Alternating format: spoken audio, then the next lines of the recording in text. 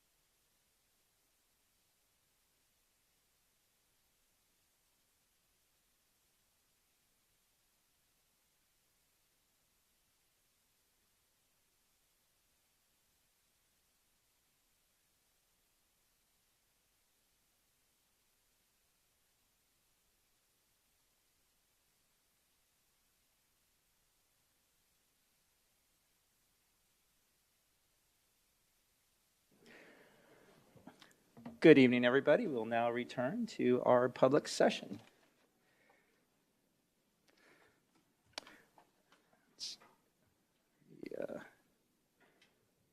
Get into the agenda here.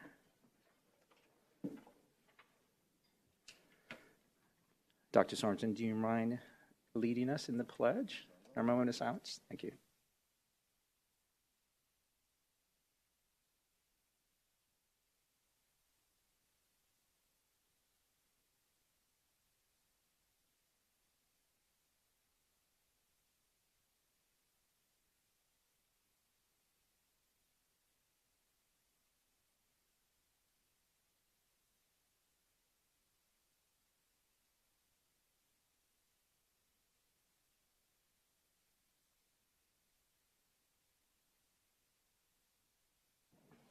Thank you, sir. Before we get started, I just want to let everyone know that Representative Pingarelli is ill this evening, so we wish her a speedy recovery, and she will not be attending this evening's board meeting. And we do have Ms. Underhill remotely. Corey, you there? Yep, I'm here. Thank you. All right, perfect. Okay, moving on to Section 5, Address Agenda. 5.1, Address Agenda and consider adoption or recommend changes. Does any board member have any items that they would like to change in the agenda or any items that they would like to pull from consent? Ms. Hill? No, thank you. Dr. Sorensen? No, sir. I don't either. Ms. Underhill, any items that you would like to move or pull from consent? No, I'm fine. Thank you. Okay, and we do not have any public comment tied to any of the items in consent. So with that said, I do need a motion to approve our agenda, which includes our consent line items.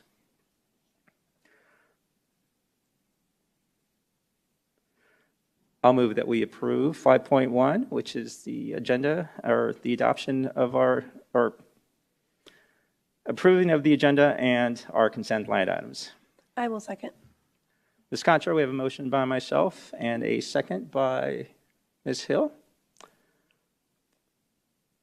Is Miss, I was going to ask, is Ms. Underhill logged on so she can vote electronically, or do we need to do a voice vote? Yeah, I'm logged on. Thank Okay, perfect.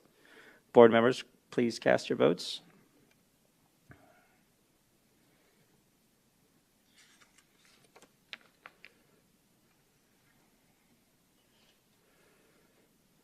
All right, motion passes, 4 yeas and 1 absent. Thank you, board members. All right, moving on to section 6. 6.1, recognitions. Ms. Airy. Good evening, President Sandoval, members of the board, Dr. Reynolds, and guests who've joined us this evening. We have a very special recognition for our TV and film students from Sunrise Mountain and Liberty High School. Many of you may have heard us talk about our students pretty regularly as it relates specifically to a program that supports their internships, or PSBN, as it's known, the Peoria Student Broadcast Network. But when they're not participating in all of those opportunities, those TV and film students are hard at work through a number of projects on their campus, supporting a number of things that take places on our high school, and most recently, competing for some pretty elite awards. So the students we're here to recognize tonight from Liberty and Sunrise Mountain recently received Awards of Excellence from the National Academy of Television Arts and Sciences, or notably, the student version of the Emmy Awards. Together, our students were nominated and won 13 regional awards in categories such as high school public service announcements, high school director, high school editor, high school animation, graphics, and more. Tonight, we're proud to recognize these hardworking students, and they've produced these wonderful works of arts, which have been just incredible pieces for their communities and their schools to enjoy. Students, when you hear your name called, and I recognize you this evening, if you would stand so that we may applaud your efforts, and then once we get all the way to the end of our recognitions, I know we'd love to get a photo with Dr. Reynolds in front here so we can share this exciting achievement with our community. So we'll begin by recognizing our students from Liberty High School. They took home 2 Student Awards of Excellence in the Regional Student Production Awards. And we have joining us tonight the very talented Nathan Kettlehut,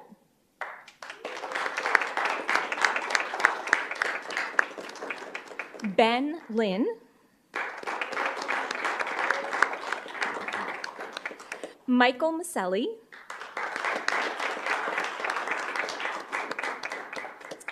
Aldrich Galicia, and Charles Bowes, who I think was joining us. Charles is here. There are a few others from the Liberty team that were unable to be here tonight. They are supported by their director, Jim Bryn. He was unable to be here as well, but representing from Liberty is their coordinator, Kenyon Ozen, and we're so proud to have him here. And we want to also congratulate our Sunrise Mountain High School students, Ryan Kraska,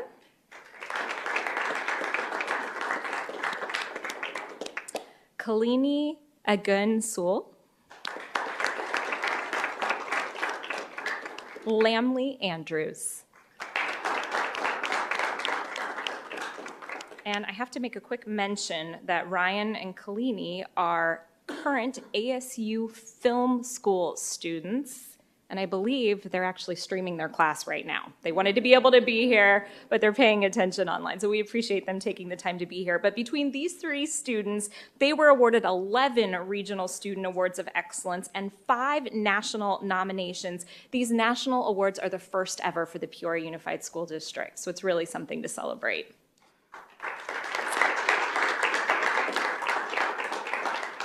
And they are led by Miss Amy Nygaard, who is here with us tonight. And I think it's important to note that last year's students that were under the direction of Miss Nygaard, 9 of her seniors went on to film or broadcast school. So they are really pursuing this craft as they go into their post-secondary opportunities, and that's really exciting as well. I think we have a number of parents that are here tonight supporting these students, family members as well. If you're here supporting these students, could you stand so we can applaud you for all the support you provide to your child?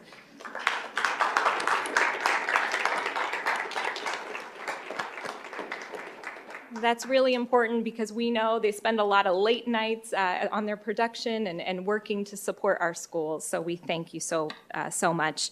One more recognition, and that is to our CTE director, Mrs. Barbara Coakley, who just does a phenomenal job supporting and leading this program. Mrs. Coakley, we're so glad to have you here as well. Thank you for all you do. So students, if you don't mind, I'd love to have you come forward. Dr. Reynolds will come around and we'll get a photo of all of you. We'll maybe take one first with our Liberty students, one with our Sunrise students, and we'll get you all together as well. And parents, please feel free if you want to take some photos.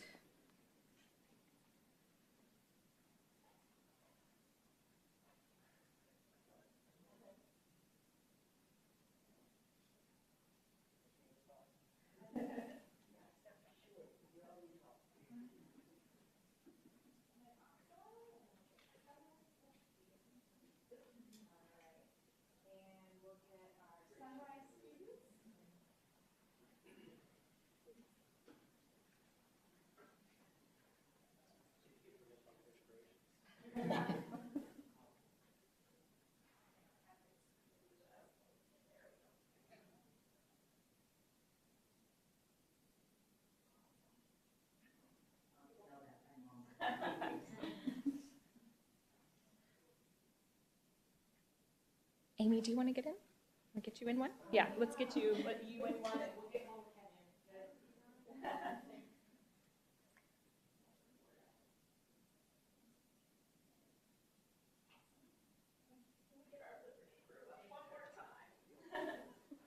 Let's get you in there. Oh, that's okay.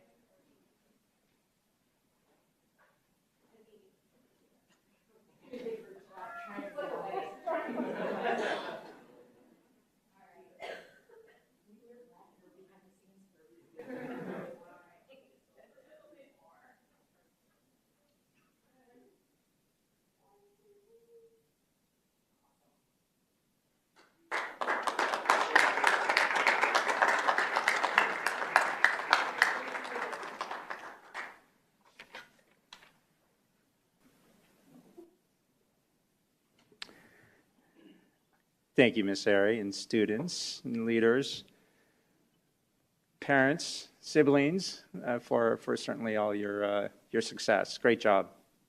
Have a great evening.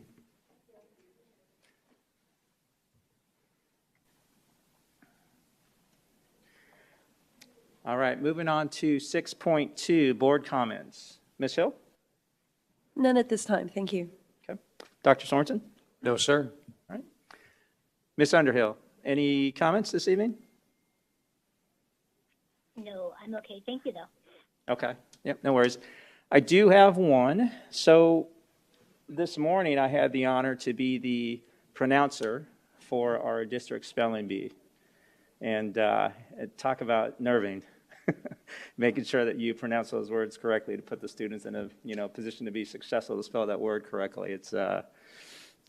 It was a nervy morning, but it was we had 32 students that made it to this level. I'm not sure how big the pool was before it got down to 32, Dr. Bell, but I want to say thank you to Ms. Selby and team, and just how everybody worked well together to once again ensure that our students were put in a position to be successful, to thrive in that competition. What was really impressive is, in addition to every one of them being able to spell words that were tough for me to pronounce, we had a third grader from Heritage she was the 7th runner-up. So just amazing at how far she got in the competition, competing with, her upperclassmen, 8th, 6th, 7th, and 8th graders. She was just brilliant. And then we did crown a champion in Mr. Ethan Greenwood from Coyote Hills, 7th grade. So again, it was a successful morning. But in addition to that, I definitely, I would be remiss if I didn't continue to thank, certainly all of our teachers and staff that continue, to support and inspire our students and ensure that they are put in a position to thrive, throughout our district. So thank you for that. And that is all that I have this evening. Dr. Reynolds, superintendent comments, 6.3.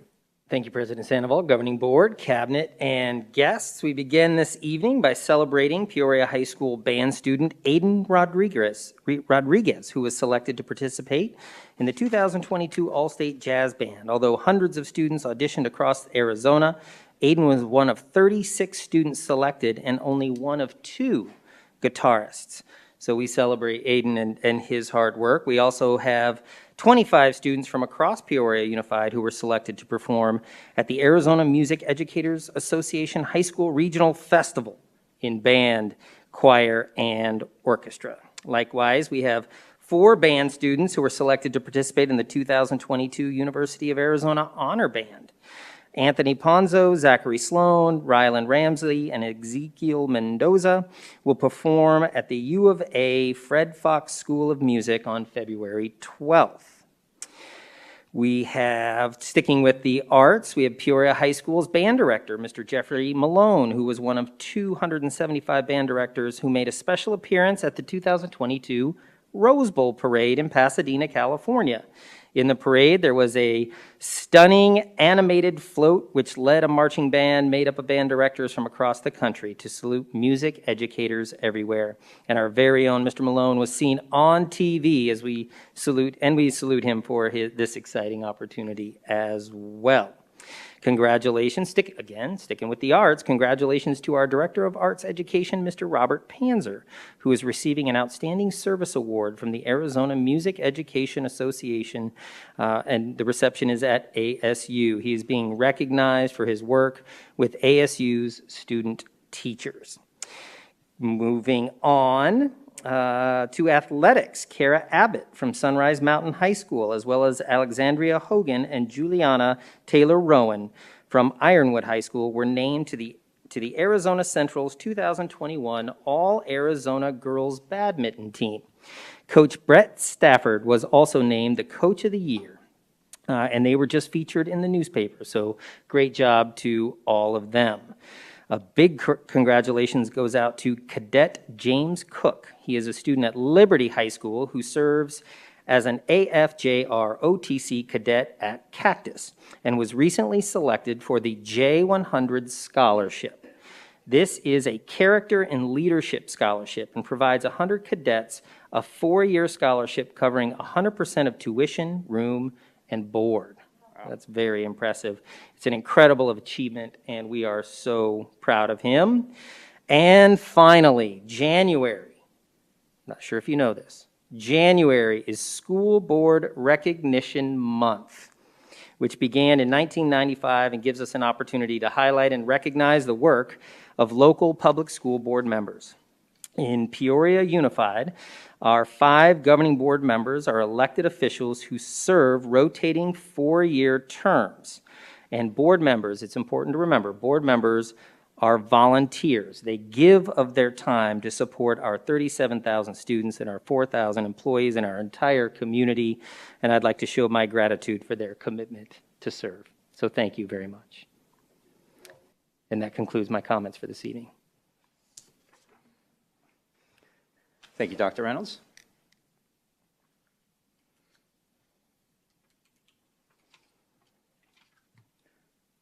All right, moving on to Section 7, 7.1, request to address the governing board regarding matters not included on the agenda. The board president shall keep control of the meeting and require the speakers and the audience to refrain from abusive or profane remarks, disruptive outbursts, applause, protests, or other conduct which disrupts or interferes with the orderly conduct of the business of the meeting. Personal attacks on board members, staff, or members of the public are not allowed.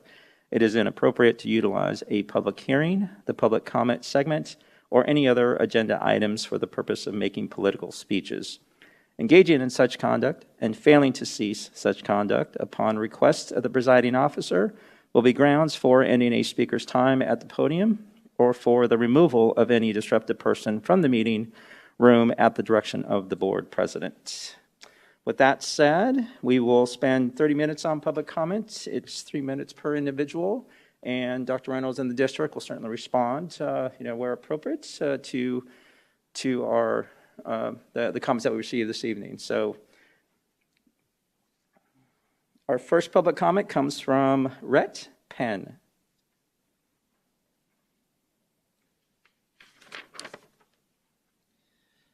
Thank you, Superintendent Reynolds and members of the board, for allowing me the opportunity. I would like to speak my mind, but I would also like to not downgrade the amount of positivity we had earlier.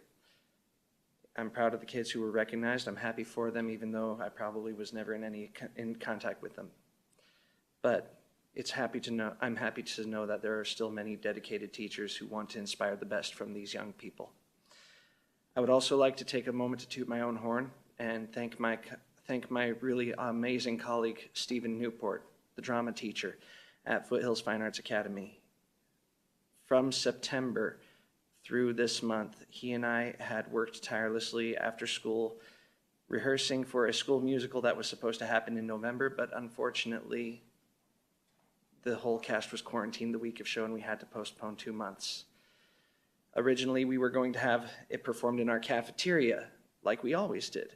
A very small, intimate, wonderful show, but due to the numbers rising and the distancing we wanted to enforce, that we were told that 40 people would be allowed in the audience per show, and we knew that that would not work. So I would also like to extend a public gratitude towards Christy Hammer and David Seraphin at Cactus High School, who opened their theater with open arms and allowed us to use their facilities the week of our show. We saw amazing students take to the stage, some for their very first public performance in a musical. We saw kids learn how to work the backstage areas as safely as possible. And then these children put on a very good show that had members of the public, not just family members, coming in and going, wow. And we did extend invitations within the arts department, and I was very proud and understanding towards Robert Panzer, who said, as much as I wish I could be there. He was substituting for other music teachers in this district due to the shortage. I don't know how many other members in the district employees of the district administrative center have had to step out of their normal duties to go and be a substitute teacher in this district. But I would like to issue a thank you to every single one of them. My colleagues and I, the entire arts faculty of Foothills, the week we came back from the winter break, ended up having to take our time and substitute for many others as our junior high was depleted to 1. It's not an easy thing to leave what's normal, but we're grateful. I'll save my concerns for another meeting, but thank you for your time. Mr. Penn, thank you for your time, sir. Our next public comment comes from Mr. Eric Hayes. Good evening, members of the board. My name is Eric Hayes. I'm a former student. I've been in here before talking about measures relating to social and emotional learning. Well, I was informed that social and emotional learning is now on the Peoria Unified School District website, yet it has not been an agenda item. My concern continues to grow as I look through the website, not only because there ceases to be a curriculum program name, but also just going through the website, there are certain things that I find that I'm not too fond of, and I believe that many people around me are not fond of either. Under Tier 1, every school, every day, it says, and I quote, having a major or minor behavioral matrix allows for the consistency of discipline, reduces disparities in discipline based on race, gender, and disabilities. It keeps students in the classroom. I understand the disabilities part, the gender part, whatever, but what I have an issue with is why we are doing this based upon race once again. And I'm just asking that we can bring something together and we can have a discussion about this and for it to be an agenda item. As I continue to go through, I see another thing. There was Center for Restorative Practices. The Center for Restorative Practices is housed in the Office of Diversity, Equity, and Inclusion. Now, I can read you the definition of diversity, equity, and inclusion. It is a term that is described are used to describe policies and programs that promote the representation and participation in different groups of individuals, including people of different ages, races and ethnicities, abilities and disabilities, genders, religions, cultures, and sexual orientations. An author by the name of Ibram X. Kendi has shown a lot of support to diversity, equity, and inclusion. Ibram X. Kendi, I believe, and a lot of others believe, is not necessarily a very good example of how we should treat people. Another citation from the Peoria Unified School District website is Holloway 2001.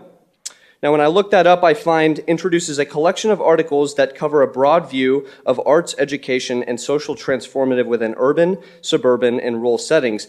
These articles highlight various approaches to social responsible arts education and demonstrate that a quiet revolution in arts education is brewing, with students creating fine art for real audiences and using art to shed light on social injustice. What quiet revolution is starting in arts is my first question. My second question is, why is social injustice back into the curriculum? Now, I can go on, I can find a lot more, but I just want to end off by saying this, is that if this does not become an agenda item, I'm going to assume that, that the people on this board do not have the people's interest at heart. Thank you. Mr. Hayes, thank you for your time, sir.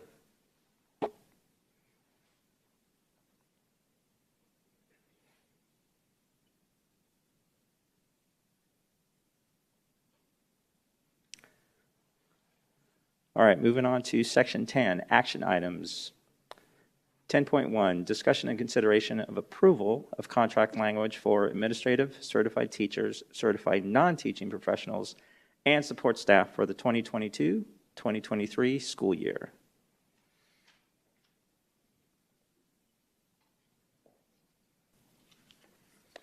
Ms. Feshley, welcome. Good evening.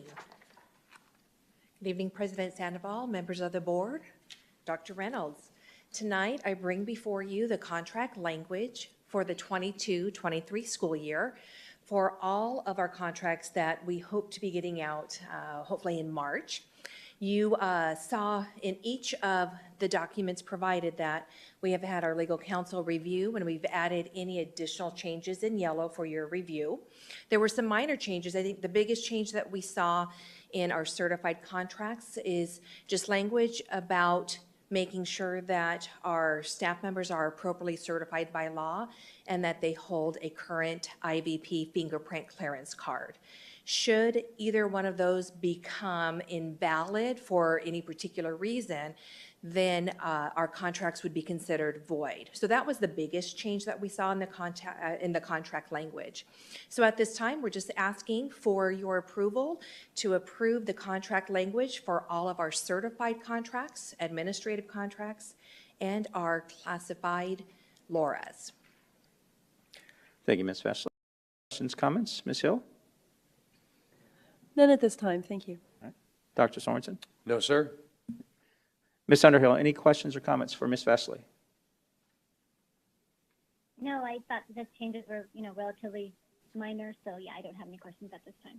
Yeah, agreed. Thank you. All right, board members, I do need a motion to approve 10.1. I move to approve 10.1. I'll second that. Second? We'll give that to Ms. Underhill. So that's a motion by Ms. Hill and a second by Ms. Underhill. Board members, please cast your votes.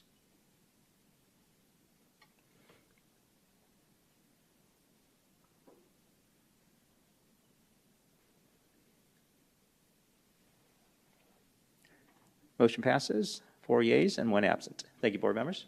Thank you, Ms. Feshley.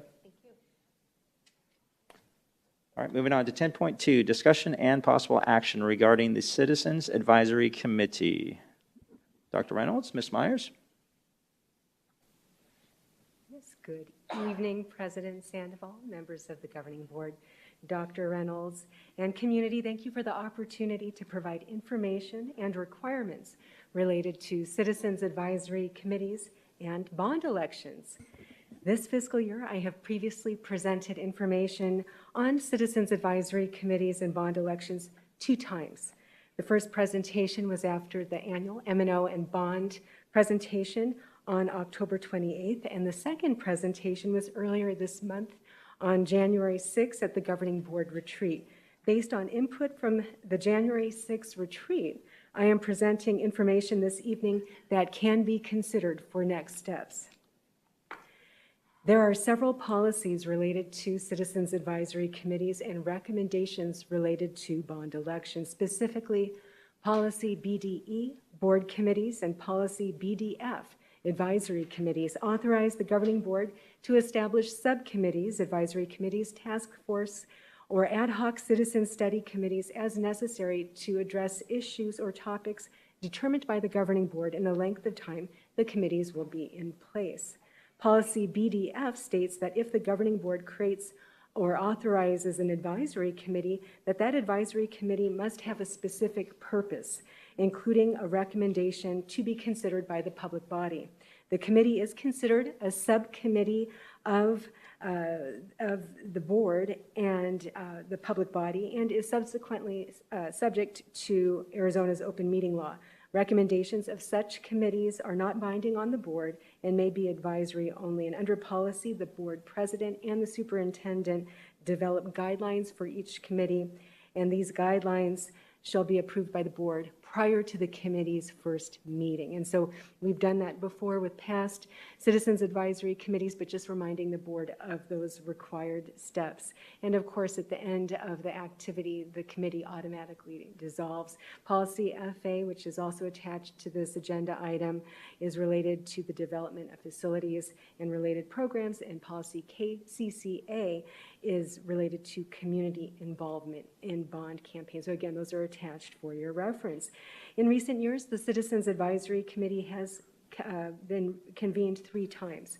Most recently, in January of 2020, the Governing Board took action to reconvene the 2019 committee to include prior Governing Board appointed committee members, with the provision that the superintendent could appoint additional members to replace non-returning members or to increase perspective or expertise if needed.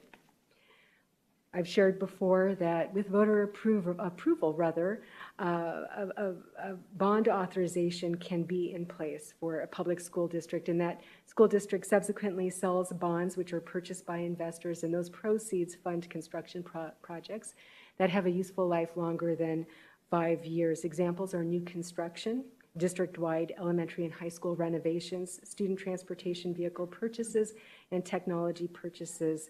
And again, those are the types of expenses that can be part of a bond program, and the bonds are repaid over time from secondary property tax assessments, from commercial and residential properties within the district. The last bond authorization was approved in 2012. It was a $180 million bond authorization. Authorizations are in place for 10 years, and proceeds from bond sales are generally expected to be expended within 3 years of the sale.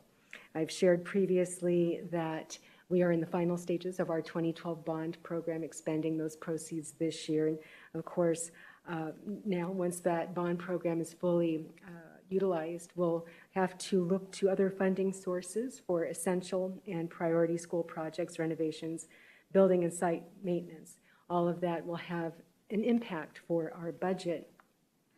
The district also has shared the findings of a facility assessment that was conducted in fiscal year 2020.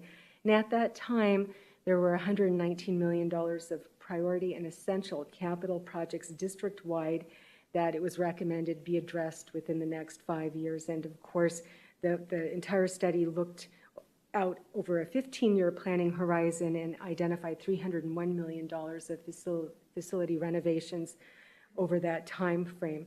It's important to note that these estimates, again, which were published in 2020, do not include the inflationary impacts that are impacting construction and costs as a whole at this time.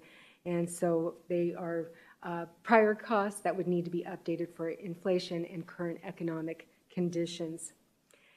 The facility maintenance-related projects I just shared are in addition to ongoing transportation, district-wide technology needs, and new construction costs that would normally be included in a bond authorization. This concludes the presentation. Administration is available to answer your questions as the board discusses options that may include possible direction to administration on next steps. Thank you. Thank you, Ms. Myers. Dr. Reynolds, any other comments? Not at this time. Ms. Hill, any questions, comments? None at this time, thank you. Dr. Sorensen?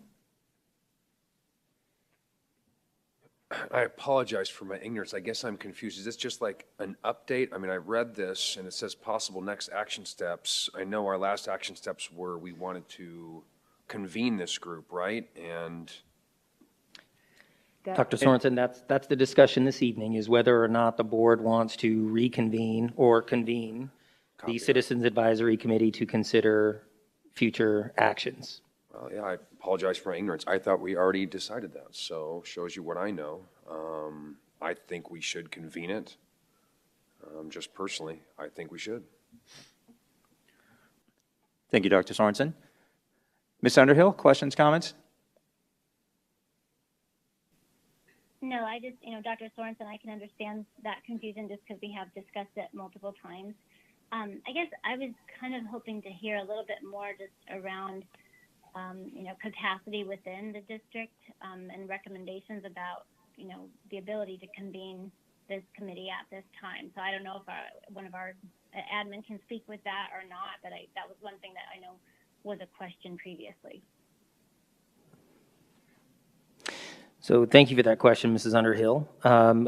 Certainly this is a difficult time for our staff. There is a lot going on, but the work around Citizens Advisory and the decision to potentially go out for a bond either in the fall or in 2023 is absolutely critical to our future. So although we would, this is going to add a great deal of work for our facilitator, which Ms. Myers is who? Me, sir. It's you, that's right. No, so it's an important discussion to have. And so if the board wants to bring this group together to provide you some feedback and guidance on options or next steps, or when would be an appropriate time, then we certainly would make the time to be able to do that. Okay, thank you. Thank you for that question, Ms. Underhill, and Dr. Sorensen, or Dr. Reynolds, I apologize. Yeah, without question.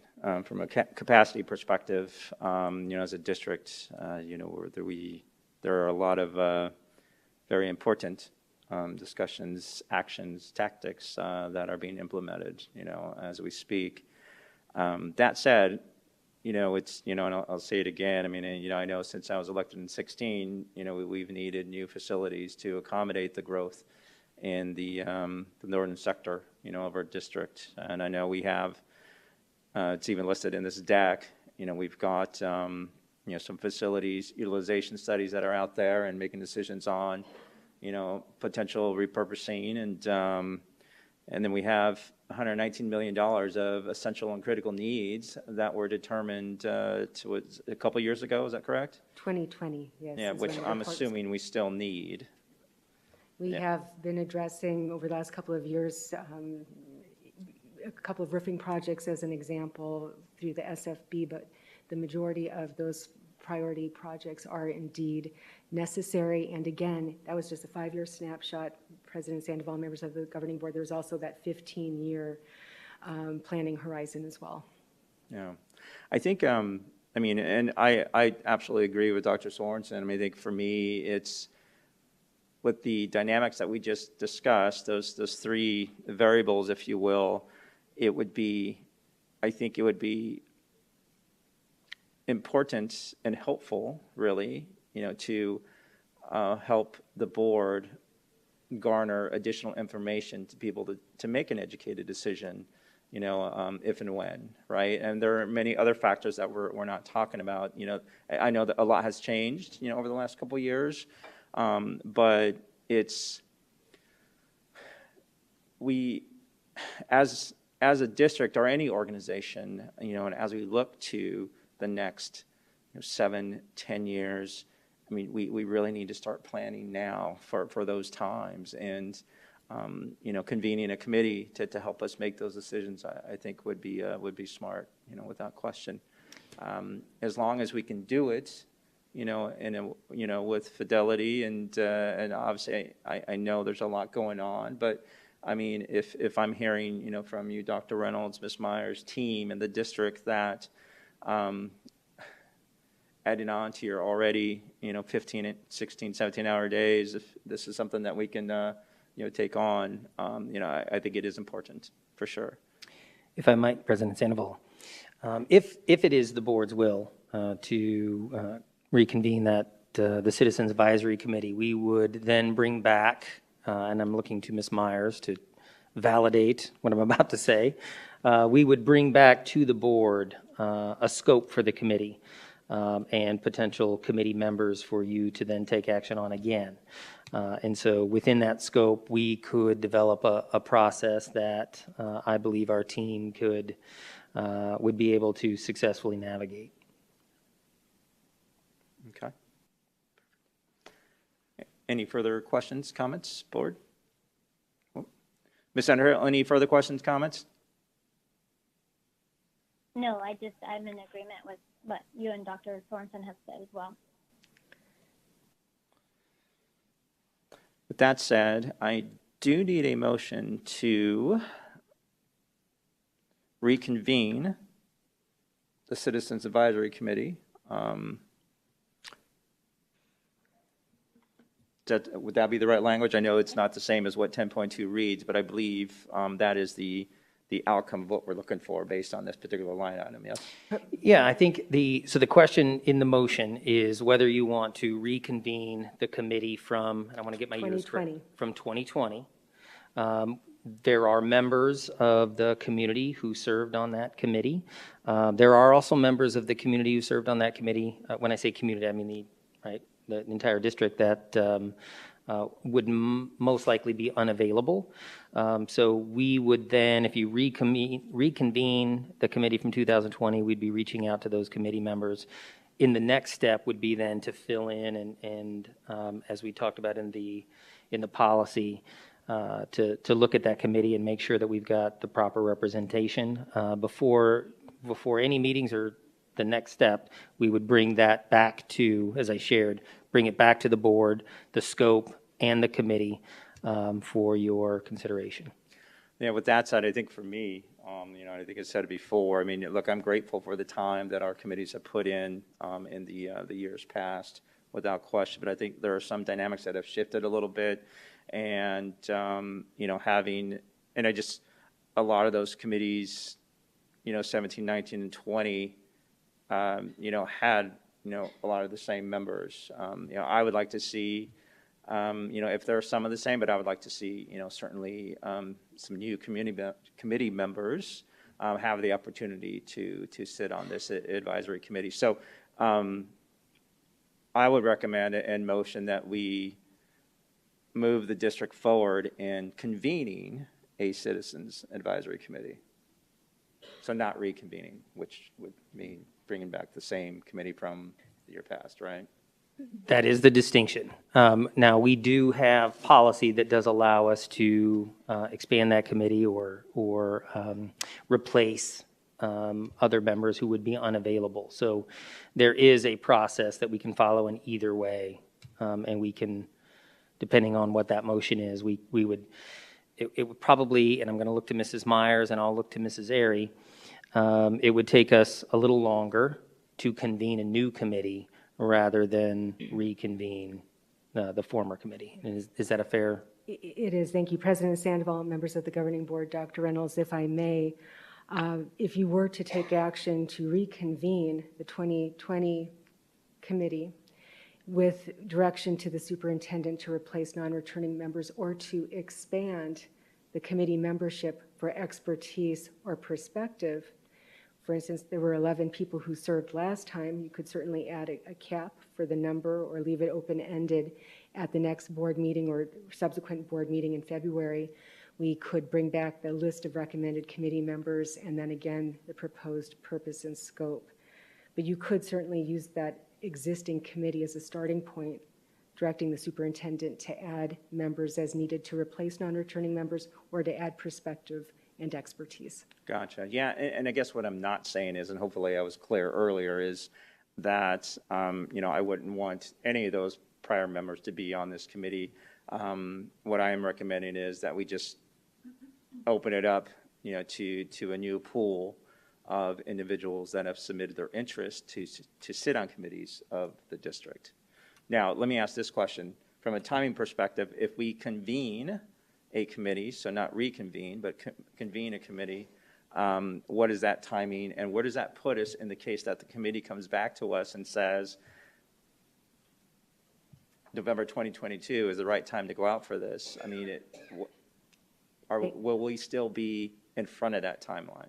President Sandoval, members of the governing board, typically the month of May, by the end of May, is really the latest that you would want a committee making a recommendation to the governing board to consider calling for an election that November, because there are prescribed next steps that take place during the summer after that point of time working with county elections. So if you were to start from scratch and ask for interest forms through public relations, and then a committee would be brought back for approval, including the scope, that could take a little longer than if you reconvened an existing committee and added membership. So that could push the process back several weeks. Okay. And we're at the end of January, so it could potentially impact the timing a bit because we're having this conversation later than in past years.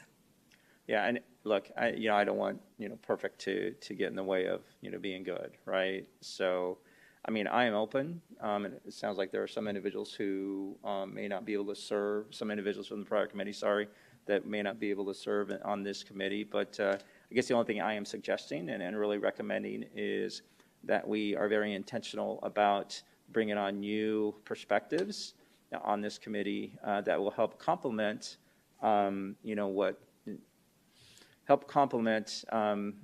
we have within our existing committee, if that makes sense.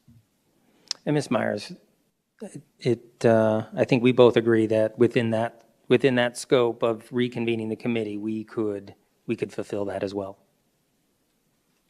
No, I definitely want to hear from my fellow board members as well. I mean, I don't know if Ms. Hill, Dr. Sorensen, Ms. Underhill, what your thoughts are on reconvening versus convening. President Sandoval? Yes. So, I mean, I think because of the standpoint of where we are in time, I recognize the interest in getting additional folks engaged in the process. I do think we'll have that opportunity because we will definitely probably see some attrition on the original members, and it sounds like we could increase that number as well. So just from the standpoint of timing and already being a little bit, out from where we'd like to be probably, I think the idea, the motion to approve the reconvening of a Citizens Action Committee in a format specified by the governing board, allows us to do that and to, get things going while at the same time allowing for some different engagement on the committee. Okay, thank you for that. Ms. Hill? I kind of concur with Ms. Underhill with that regard. We don't have a lot of time between now and May. It comes up faster than you think.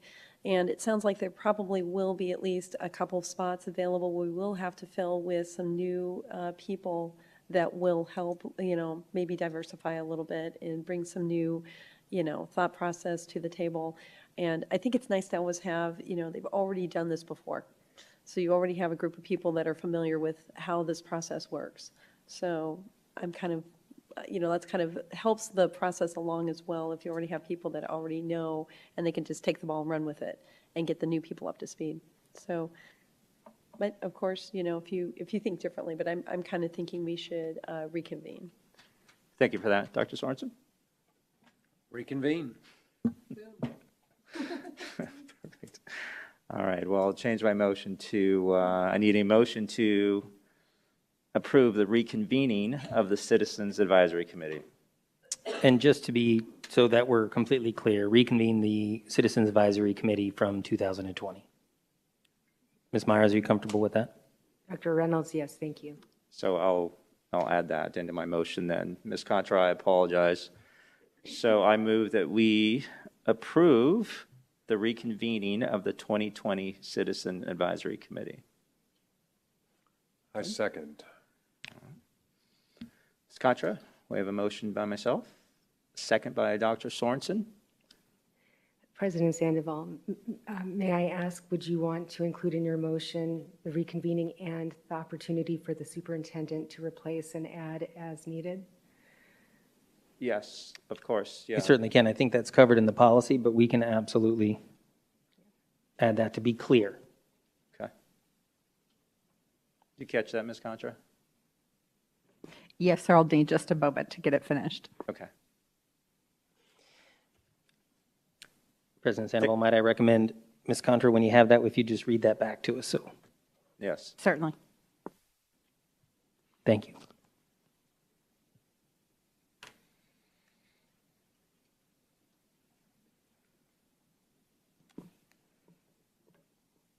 I have motion to approve the reconvening of the 2020 Citizens Advisory Committee with the opportunity for the superintendent to add members as needed. Perfect. Dr. And so- Sorensen, do we still have your second on that? Yes, sir. And so then within the next few weeks, we will work to bring the next steps to the board. Thank you. Board members, please cast your votes. Ms. Myers, thank you. Thank you.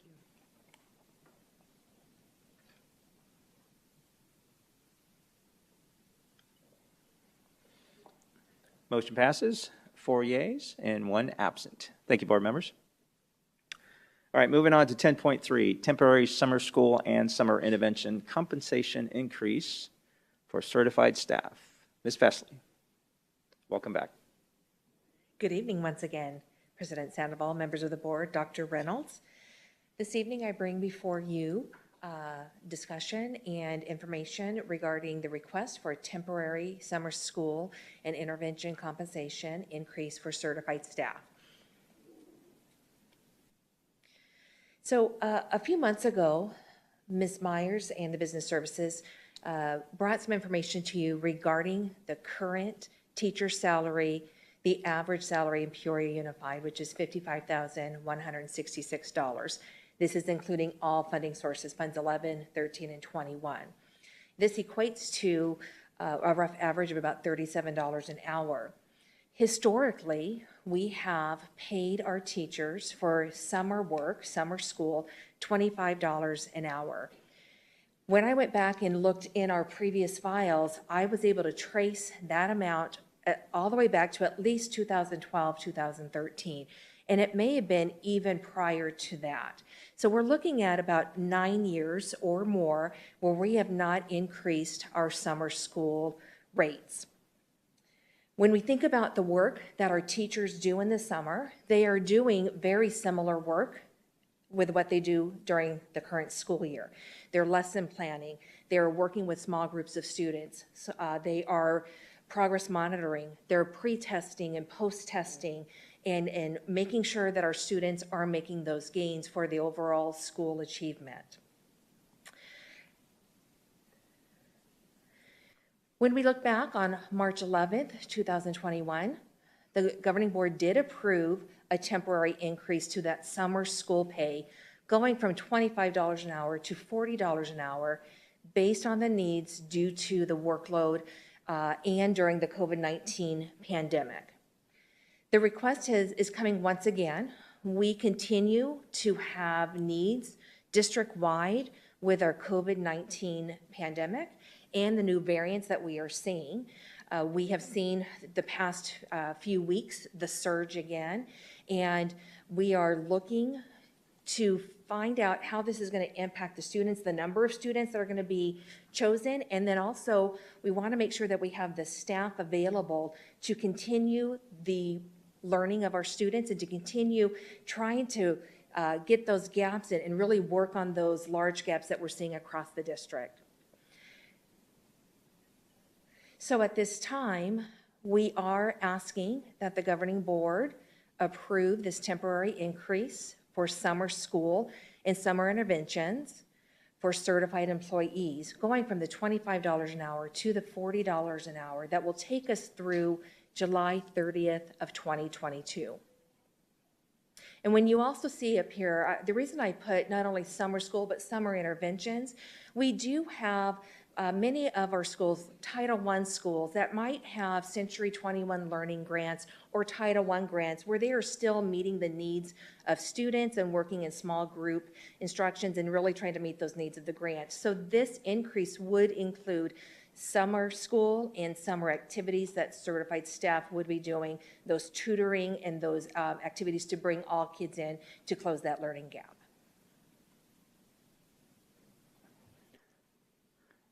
Thank you for that, Ms. Vesley. Questions, comments, board members? Ms. Hill? Yes, actually, I of course am completely on board with the concept of having summer school in place for our students, particularly to catch up from the lapse that occurred during COVID specifically, and we're still catching up, so obviously this is very important. The amount, again, that we're asking for the increase to me is, it's a lot. I mean, it's more than I'm comfortable with, because we're going from $25 to $40 per hour, which is a $15 raise per hour. I realize we're getting up to about where they supposedly would, the average hourly rate is $37.07, which was stated, but we're actually bumping it to $40. So it's even more than the average hourly rate. I guess I don't have a problem with an increase, but I just think this is a huge increase. And maybe there hasn't been an increase, like you say, over the years, and I get that. So I guess I just don't understand why we can't bump it up a little bit more slowly rather than, boom, we're going all the way from $25 to $40 an hour, which is an extraordinary amount of money for an increase to me. So I'm uncomfortable with that number. I would feel better if it was $30, $35, $40. Just seems very excessive to me. I think it's important, but it's also a supplemental job in the summer. It's not required of the teachers. This is an extra payment for them. My mother used to teach, so I understand, but this was something that's above and beyond their regular call of duty, so to speak. So I'm hesitant. I'm very hesitant to pay the $40 per hour, but thank you. May I just add, when we look at the summer school, we're still looking at the learning loss. And I do believe, Dr. Bell and Ms. Myers, that this is really falling under the ESSER grant and really trying to beef up the number of students we're bringing into summer school, as well as the different curriculum that we're using to try to close those gaps. I'm hoping I'm speaking correctly. I think we have identified maybe around 3,000 students, Dr. Bell, if I am remembering correctly. Thank you, Ms. Vesley, governing board members, Dr. Reynolds. We have identified 2,500 to 3,000 students in grades 3 through 8 based upon assessed data that we would be targeted to invite to summer school. Those students are performing at least one grade level below in reading and or math. This week, we are assessing mid-year for our K-2 students and predict that we will see at least 3,000 students across the district that we would also like to invite to summer school. The reason for that is that the pandemic has caused a interruption or delay in some of those essential skills at those grade levels, with third grade actually being the grade with the most students identified at risk. That should not surprise us too much, considering that third grade students are expected to read fluently. Last year, we did use the $40 rate to try to access more and more teachers to help us with this really what is an extraordinary amount of students who will continue 18 days or the month of June to help them make gains in their student learning. We also plan to bring kindergarten and 8th grade students in during the 2 weeks in July. So our program looks very similar to what it did last year. Finally, ESSER funds have been used to identify not only what we need to do for kids, but will be used to support the summer intervention programming in June and July. Remember that 20% of those funds must be used for interventions to get students back to that grade level and reduce those learning gaps. Thank you. President Sandoval and Mrs. Hill, the only thing I would like to add is I don't want to confuse the two things. One is that the reason why this is a temporary increase is it is specifically targeted for the interventions to bring our students and begin.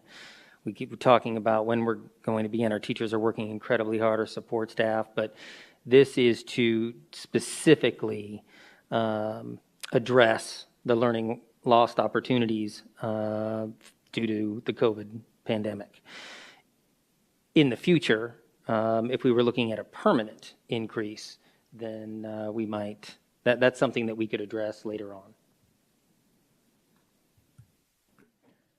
Thank you for that. And Dr. Bell, thank you for your comments as well. Ms. Hill?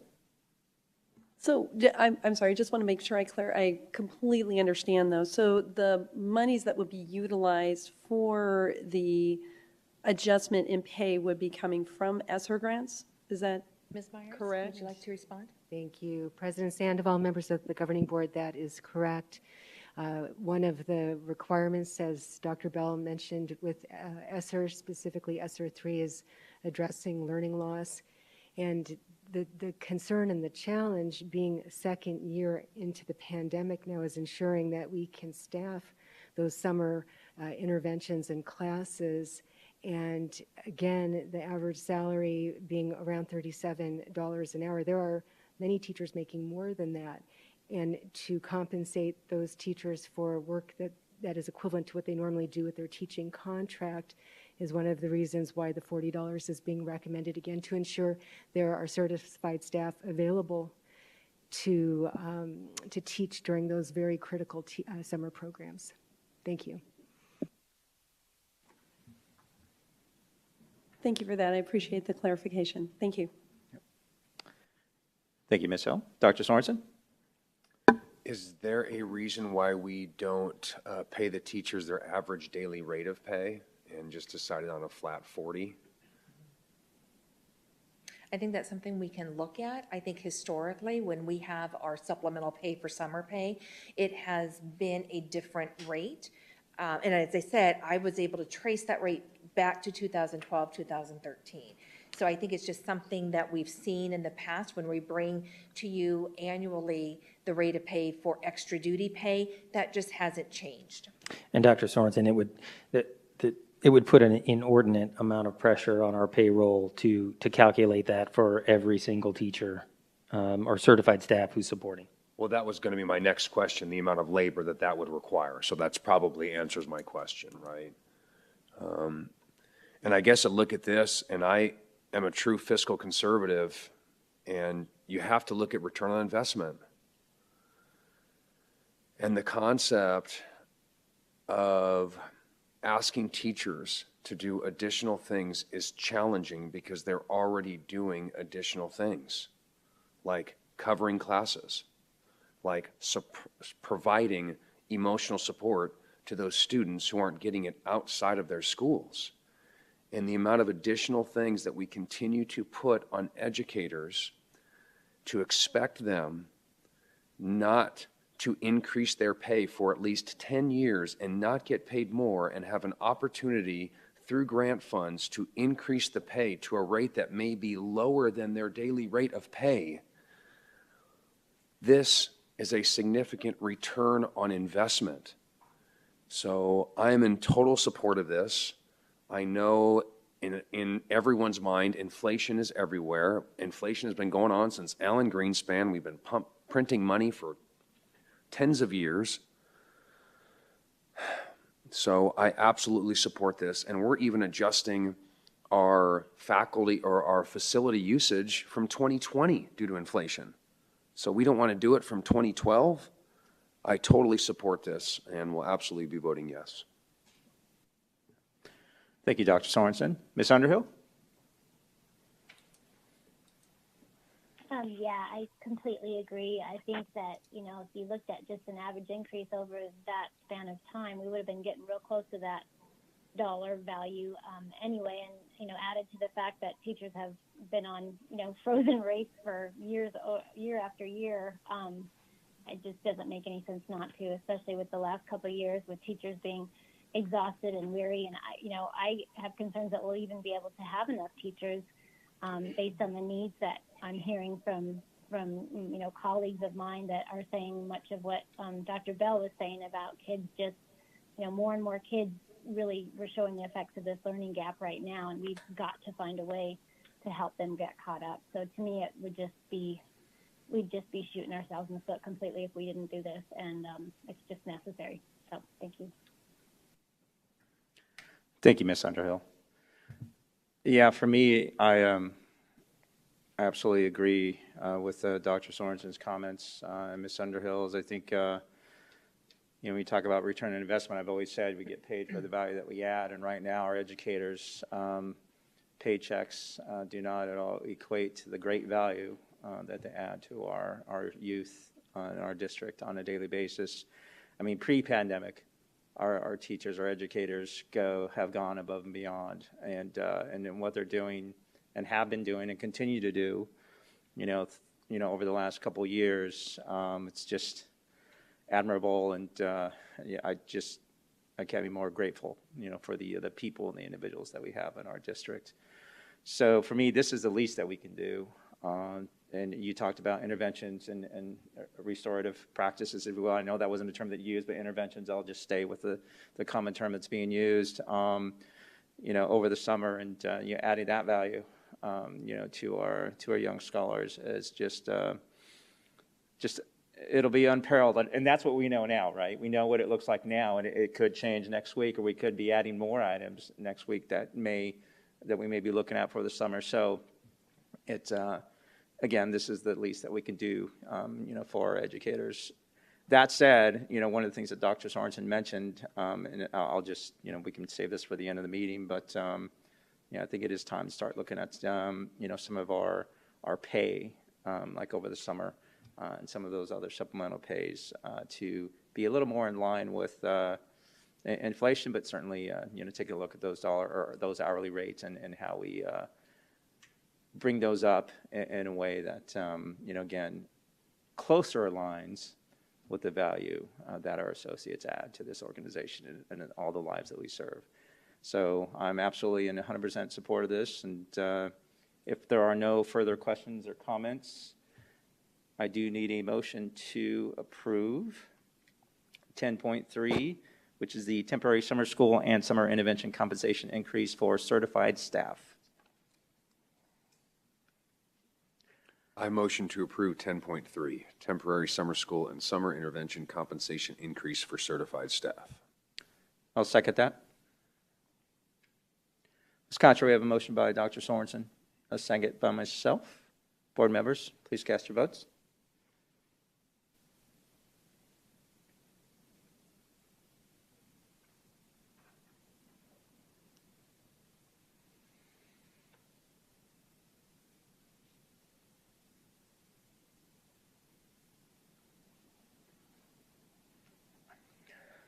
Motion passes, 4 yeas, 1 absent. Thank you, board members. Ms. Fesley, thank you. Thank you. All right, moving on to Section 12, informational reports. I'm sorry, Section 11, 11.1, first read of policy section JFAA. President Sandoval, Mr. Merlino, how are you, sir? Good, sir. How are you? Okay. President Sandoval, members of the governing board, Dr. Reynolds, cabinet, and guests. Tonight, administration is bringing forward the first reading of governing board policy JFAA, admission of resident students. And we're doing this to align with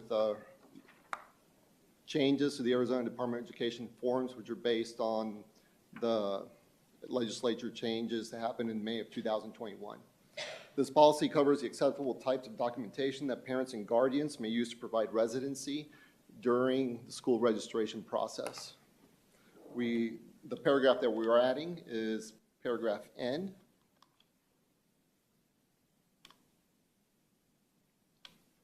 A consular identification card that is issued by a foreign government as a valid form of identification if the foreign government uses biometric identity verification techniques, including fingerprint identification and retina scans, in issuing the consular identification card. Administration now stands for discussion and questions. Thank you, Ms. Merlino. Questions, comments? Ms. Hill? Dr. Sorensen? No, sir. Yeah. Ms. Underhill, questions, comments on this line item? No, thank you. Yeah, thank you. I don't know either. Thank you, Mr. Merlino. Thank you. Appreciate it.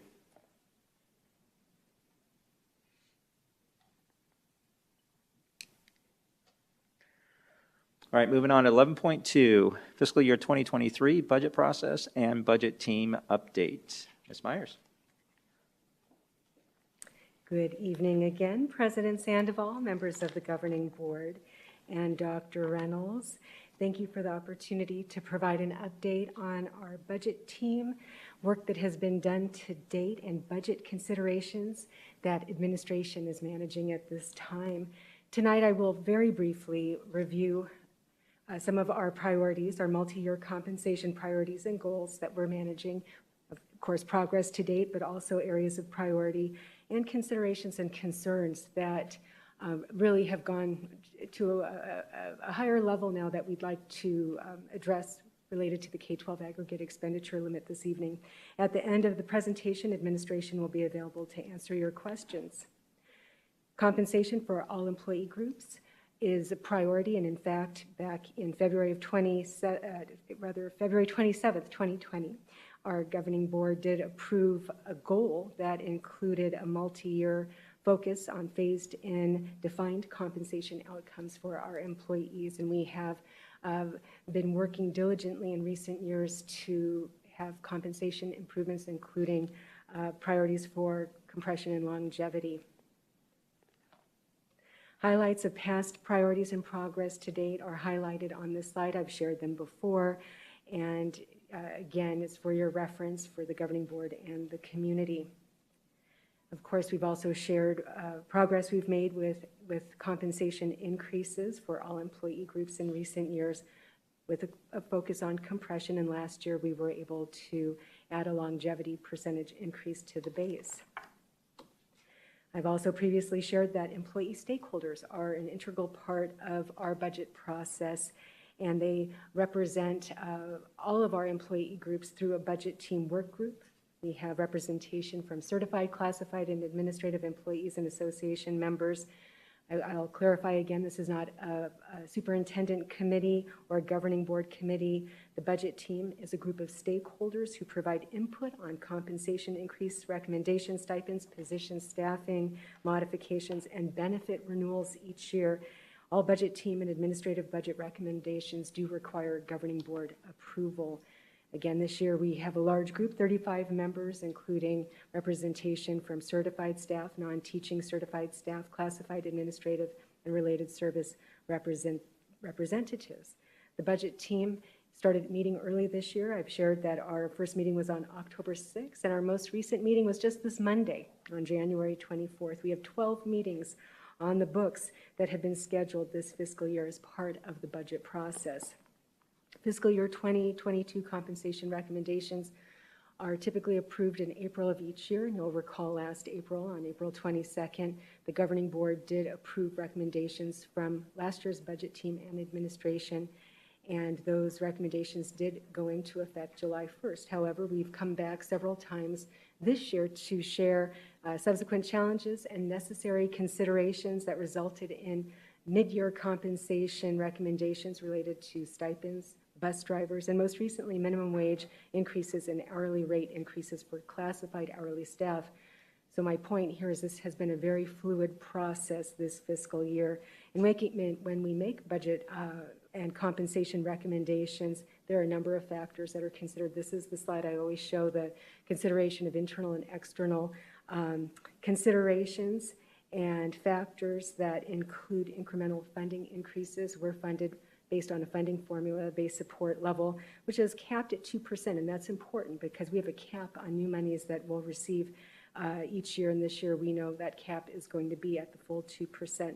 Student enrollment, new state funding, minimum wage increases, benefit costs, all of those considerations, fuel costs, utilities are a factor. And of course, a 2% cap for new funding is very different than a 7% inflation rate. That's impacting school districts and all organizations. Another consideration this year is that we wanted to start the budget process earlier. There was feedback from the board to make an effort to bring forward recommendations for compensation prior to contracts and letters of assurance being distributed for next year. A significant concern that we've been monitoring and that I've shared with the board is the K-12 aggregate expenditure limit and pending funding reductions that school districts are facing this year. This is a current year concern. I've shared previously that the legislature can override the expenditure limit with a 2/3 vote. That has to happen by March 1st. If not, if action is not taken, over $1.1 billion of funding reductions will be required for Arizona public schools. School districts, not charter schools or ESAs, but public school districts. The funding reductions would go into effect April 1st, and without legislative action, Peoria Unified will be required to reduce our budget by $43 million in the last quarter of this fiscal year. The district is fortunate that we have built up fund balance reserves in recent years, but the district, no district, could survive effectively cuts of that level at the end of one fiscal year and then move forward with budget plans for the next fiscal year. And again, for Peoria Unified, that's a $43 million budget reduction. And even though we do have reserves, we would be forced to look at staffing and compensation levels and to take action accordingly. That is because approximately 89% of the district's M&O budget is spent on salaries, benefits, and contracted staff. That's the majority of our M&O budget. In addition, this is a year-over-year concern. It's not just a one-year expenditure limit issue. The issue will remain next year as well. So it's actually a 2-year concern with a pending cut this year, effective April 1st. And so that's been a consideration as we've been working with our admin team and our budget team to look at recommendations for our fiscal year 2023 budget. That includes compensation recommendations and the concern that if action's not taken, there could be staffing impacts, compensation reductions, and the like. And so with that, in recent years, the governing board has asked for 2 meetings for administration to bring forward recommendations from the budget team and administration for the governing board to consider those recommendations and to take action. And of course, the initial goal this year was to bring those recommendations earlier to the governing board. And if approved, we would actually be able to include those increases in employee contracts and letters of reasonable assurance, which we call ALORA. And our goal, and we've actually gone through some initial planning, how would we pull that information into the contract? So when the employee had that contract in hand, the compensation increase would be included. However, until this K-12 aggregate expenditure limit is addressed, we have an outcome that's unknown and pending cuts. And so both the budget team and administration is sharing that we have a concern and would not feel comfortable making recommendations for a compensation increase prior to knowing the outcome of this K-12 aggregate expenditure limit issue. Because if it is not addressed and cuts are put into place, that affects our ability to make recommendations for compensation and staffing for next year. And so it's a concern. If the concern is addressed within the next few weeks, middle of February. Our original timeline and plan and what I've shared before is we wanted to honor that 2-meeting process and to bring initial minimum compensation increase recommendations forward, second meeting in February, and that would have allowed us to ask for the governing board to take action on March 10th, which would have been right before contracts would be issued. But now with the timing, if this open item goes until March 1st or the last day of February, that creates a timing issue for the recommendations. And so we wanted to bring that update to the governing board so you were aware of the concern and how that is impacting the work of the budget team. This concludes the presentation. At this time, I am available to answer your questions. Thank you, Ms. Myers. Questions, comments, board members? Ms. Hill? None at this time. Thank you. All right. Thank you, Ms. Hill. Dr. Sorensen?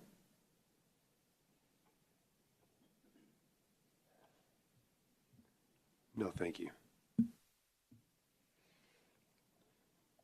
Thank you, sir. Ms. Underhill, questions, comments for Ms. Myers? I just want to thank you, Ms. Myers, for presenting that information and really making this information available to our community. I think it's a significant concern, and all of our parents and community members should really be paying attention to that. So thank you for that. Thank you, Ms. Underhill. So, Ms. Myers, just a quick question for you. I mean, $43 million with our M&O, and really salaries taking up about almost 90% of our M&O, correct? Salaries, 89. benefits, and contracted services, subs, contracted employees, all in combination are approximately 89%. Yeah, so I know you and team are always thinking ahead, and right, what may be coming around the corner. And I mean, what are some other areas that you're looking at that may be impacted if that aggregate expenditure doesn't go through? President Sandoval, members of the governing board, we would like the opportunity to bring that information back outside of this presentation as it's evolving again. You could use an example, an average salary of $50,000 with benefits. If you were to divide that into $43 million, that's roughly 650 positions. So you can start looking at how that impact would affect the district. Our override, as an example, is $29 million. This is $14 million in addition to an override amount. So we'd like the opportunity to bring back a more detailed communication to answer your question. Gotcha. Okay, fair enough. Thank you for that. If no other further questions, comments? President Sandoval, thank you very much, Governing Board. I just wanted to thank Ms. Myers and the entire budget team for their process. They worked very hard to move the process up in the calendar year so that we could honor our employees. That has been a concern for quite some time, and they are working and are on track to be able to deliver on that. So it's disappointing for them, for all of us, but I just wanted to thank you for your work, continued work, and the budget team's continued work as they continue to navigate this. No, without question. And I think, and thank you for bringing that up. I mean, I think that's work that we continue to look at and do, right? Well, planning for the possibility, of a significant loss to the district. So, but no, thank you for your diligence and continuing to, again, look forward. Thank you, President Sandoval, Dr. Reynolds, members of the board. The team is continuing to meet, and we are continuing our work. And you'll see us bringing back recommendations related to benefit renewals, as an example. I believe it's going to be the second meeting in February, and other recommendations.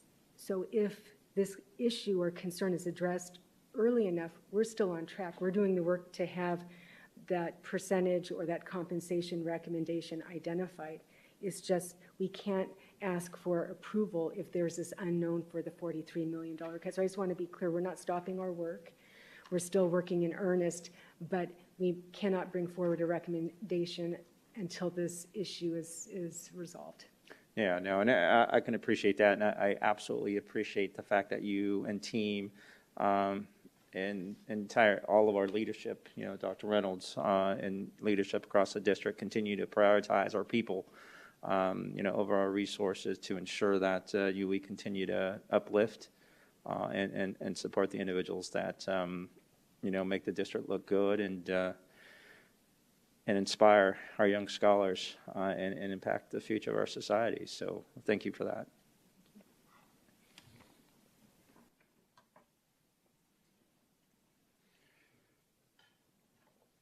All right, moving on to 11.3, health data update. Mr. Moss, how are you, sir? Very good.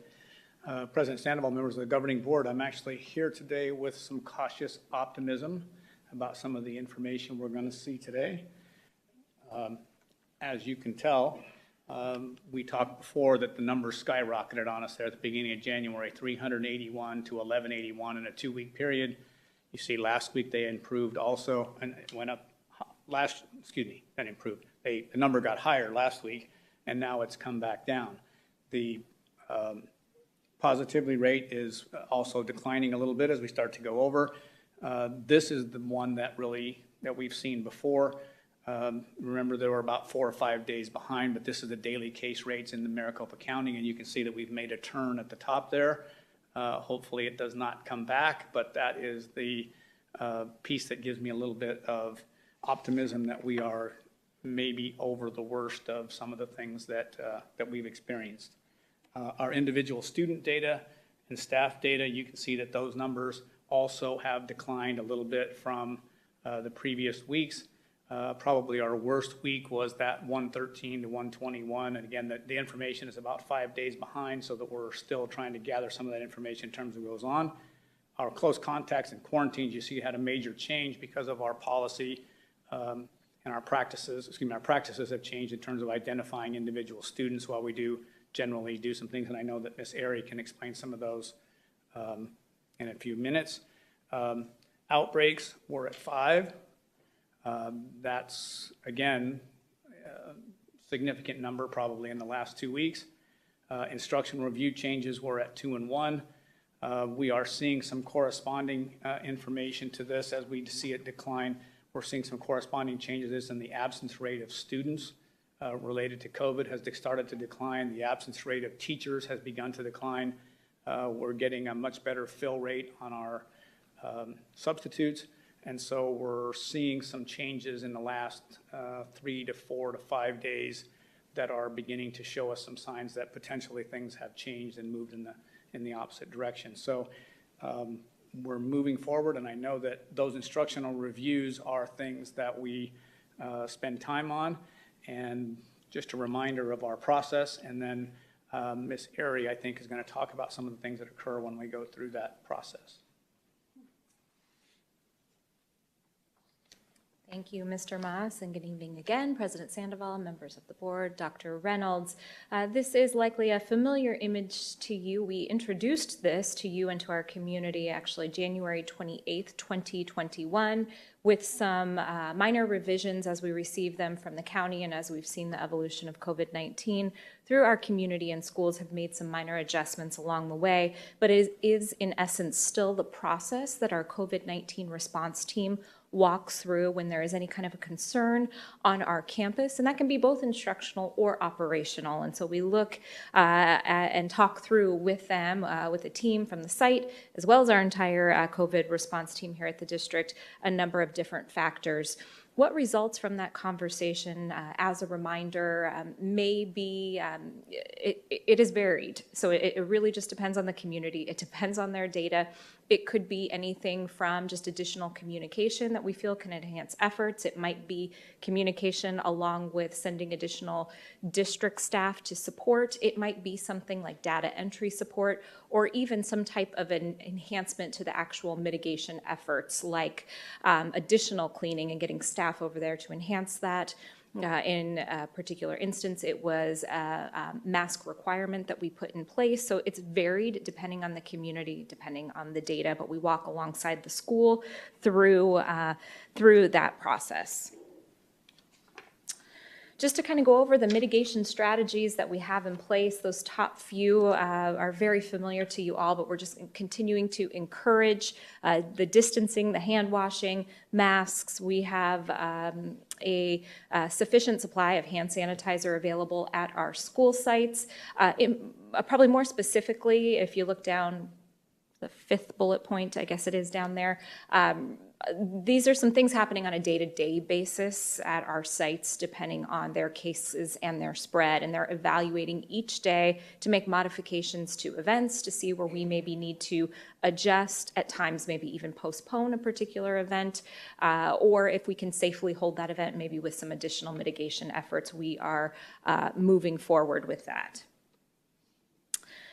Our nurses are doing an incredible job supporting the work and a lot of the decisions that our school leaders are having to make. Right now, they are doing a check for those who are returning from isolation, both students and staff. This is just a quick kind of review, similar to what a parent would do as part of their home health check, just kind of a scan for symptoms, check to see if there is any kind of a fever before we send them back into a classroom environment, teachers and students. We do still have the Binex Now tests available for those who are symptomatic. We have a very limited supply, but we are continuing to receive those from the county. Updating our dashboard weekly, and of course have modified just this in the past couple of weeks our communication. We're continuing to evaluate that. That is something that is kind of moved to more of a grade level communication regarding spread, and then kind of a school-wide practice at our high schools, since we don't have an ability to target every individual classroom or an entire grade level, and because students are mixed at the high school level, throughout the day.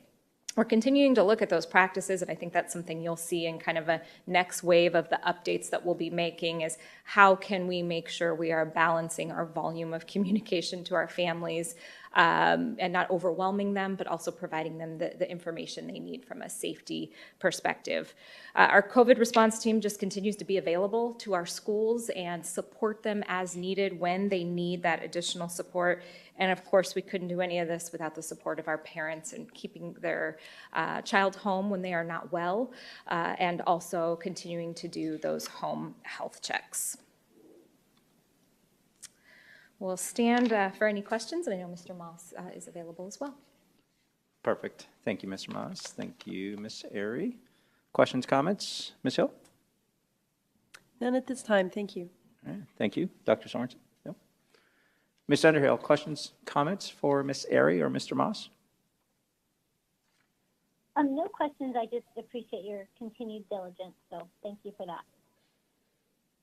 Perfect. Thank you. Yeah, I would agree. Again, I mean, it's, as a district, as we continue to go through, this adversity, your ability to continue to adapt to what, new information brings or the day brings is, just unparalleled. So really appreciate that, and continuing to ensure that we have safe and supportive environments, not only for our teachers and staff, but also, our students and families.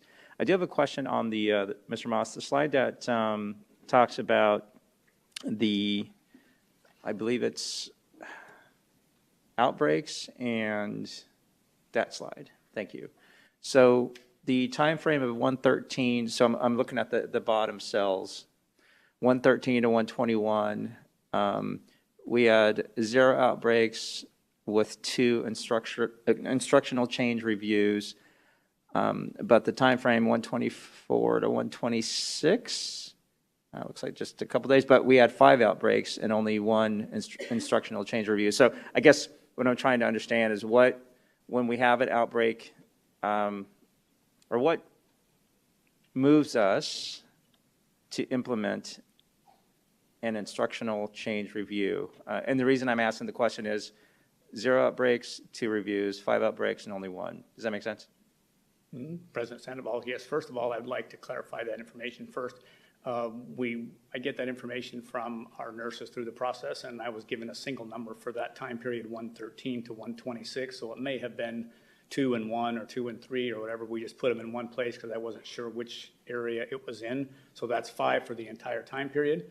The second piece that I would say there is that outbreaks normally take some time period because they're declared by the county, where the county actually does some individual county tracing and then comes back to us and says, you have an outbreak. We don't make those determinations. Those are notified to us by the county that that's occurred. So there's a time lag in those processes also. And then Ms. Ari, I think you can ask other questions in terms of what's there. Thank you.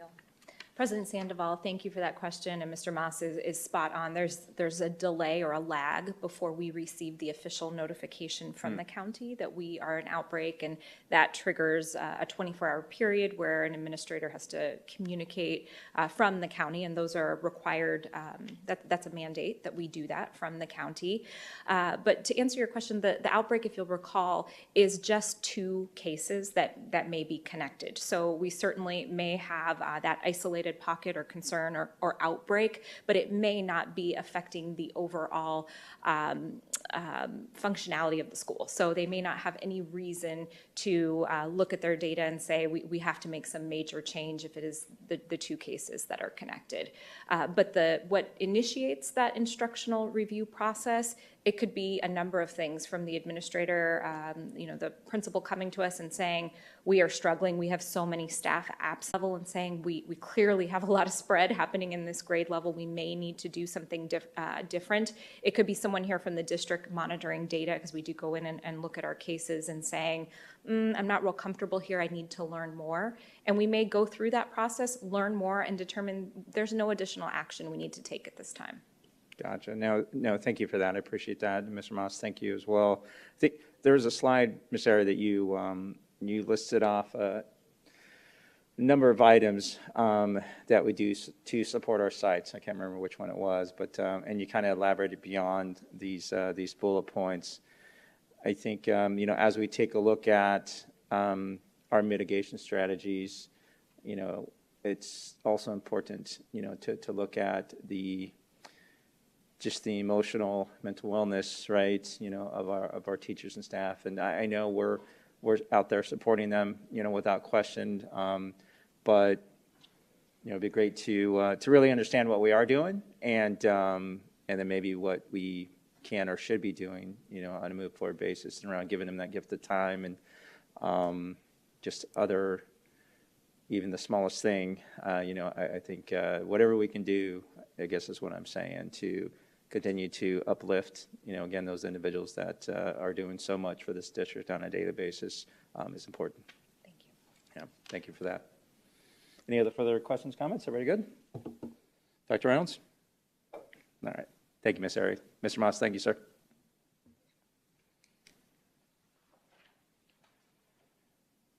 All right, moving on to section 12. 12.1, report on upcoming meetings and events. Ms. Ari. President Sandoval, members of the board, I do have one additional item to add that you don't see on your list. Many of you will recall that it is tradition here in our district every December 31st. We have a team, rain or shine, and no matter the day of the week, outside our district office, open to our community to collect any last-minute tax credit donations. This year we decided to postpone that date to the spring and around the time that most are starting to think about filing their taxes. And so we have a drive-through event for our community happening here at our district office on February 4th. That's next Friday from 10 a.m. to 1 p.m. And so we'll have some experts out there that can help to assist anyone in our community that wants to support our students through a tax credit donation. That's awesome. Thank you. All right, moving on to 12.2, legislative, state, and local updates. Ms. Myers? Thank you, President Sandoval, members of the governing board, Dr. Reynolds. As you're aware, on January 10th, earlier this month, the Arizona legislature began the 55th legislature's second regular session, and we're tracking activity that's taking place. And to date, over 100 education-related bills have been introduced. And so we're monitoring those bills and potential impact to the Peoria Unified School District, and we'll continue to bring updates at each board meeting on the session, and information will be shared as appropriate. So thank you. That concludes my report. Thank you for that, Ms. Myers. Any questions, comments from Ms. Myers? No? Ms. Underhill? Yeah, no, it certainly is active down there, so we appreciate your, monitoring of that, and I know that it's important for all of us to do that as well. Thank you. Thank you for that. All right, moving on to 12.3, Budget, Facilities, Planning, and Construction Report. This report is on our website for your viewing at your convenience. 12.4, District Budget Report for the month of December 2021, also on our website. 12.5, District Enrollment Reports for the month of November, also viewable on our website. 12.6, District Enrollment Reports for the month of December 2021. And again, this report is on our website. Going on to Section 13, Other Business. 13.1, Board Member Opportunity to Readdress Agenda Items. Ms. Hill, any items that you would like to readdress this evening? No, thank you. All right, thank you. Dr. Sorensen? No, sir. All right. Ms. Underhill? No, thank you. All right, thank you. Neither do I. 13.2, Request for Agenda Items for Future Governing Board Meetings. Any items, Ms. Hill? None at this time. Thank you. Dr. Sorensen? No, sir. Ms. Underhill? No, thank you.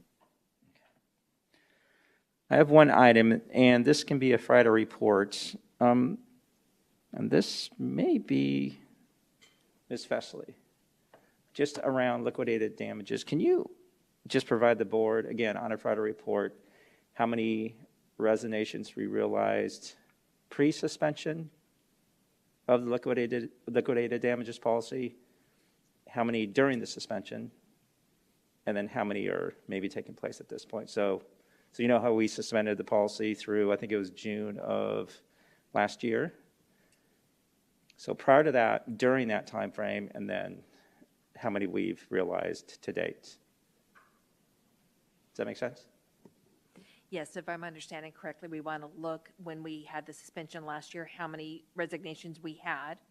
And then also from this year forward, I'm going to say July 1 forward, how many resignations we've had. And then you want to know how many we charged liquidated damages to and how many we did not. Yeah, so it'll be before we suspended it, during the suspension, and then current. Perfect. Thank you. President Sandoval, Yes, ma'am. I believe, do you need a second on that? Oh, I do. Sorry. That's right. Thank you for that. I will second. Thank you, Ms. Hill. Thank you, Ms. Contra.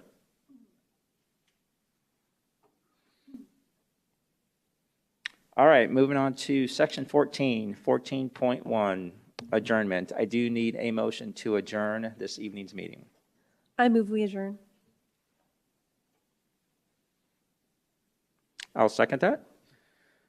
Ms. Contra, we have a motion by Ms. Hill to adjourn this meeting at 7:44 p.m. and a second by myself. Board members, please cast your votes.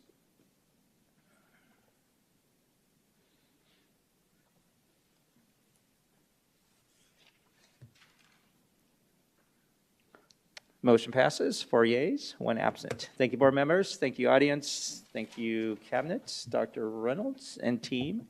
Have a great evening. Be safe. Thank you.